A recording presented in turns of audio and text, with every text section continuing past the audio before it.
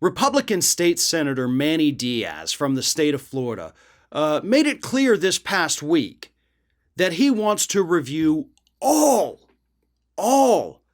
existing vaccine mandates for school-aged children here in the state of Florida.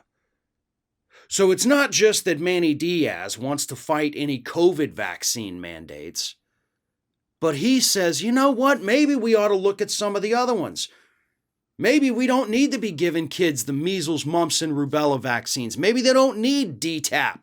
Maybe they don't need all this, laundry list of other things. DTaP, IPV, MMR, varicella, HIB, PCV13, Hep B.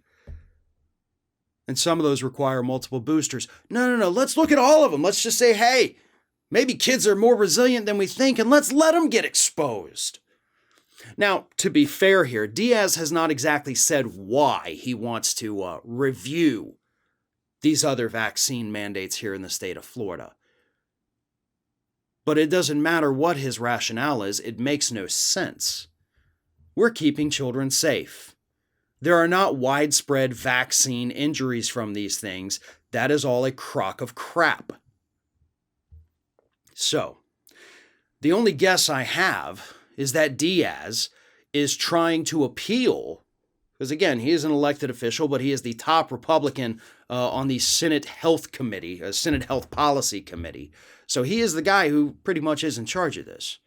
So I think what he's trying to do is he's trying to pander to an ever-growing anti-vax base within the Republican Party. It used to be that the anti-vaxxers were the fringe. And to be honest, for the longest time, a lot of them were from the left. Most of them were from the left.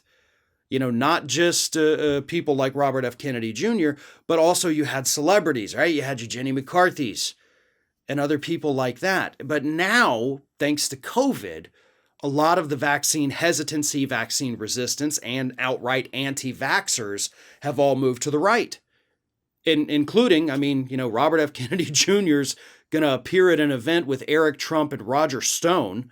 He's going on Charlie Kirk's show to talk about his anti-vax policies. He's been photographed with Roger Stone already this year. So I think it's safe to say that he has, found a new home, politically speaking.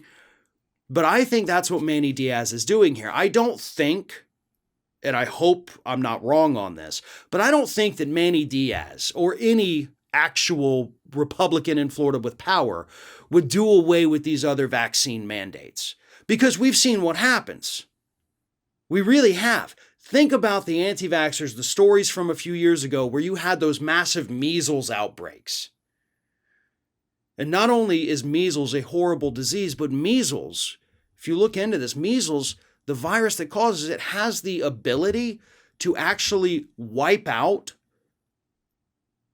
your pre-existing immunities. It basically rewrites your immune system and erases other things from it.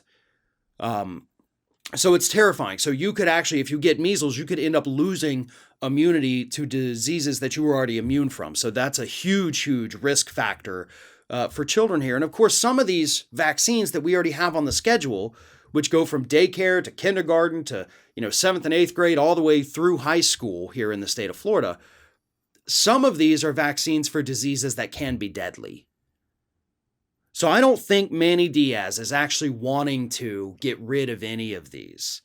But I think what he's doing is pandering to some of the dumbest people that the state has to offer, and we're probably going to start seeing more of this from state-level Republicans all over the country just to make it appear that they're trying to do something about vaccines, even though nothing needs to be done because all of the research about it has basically turned out to be bullcrap.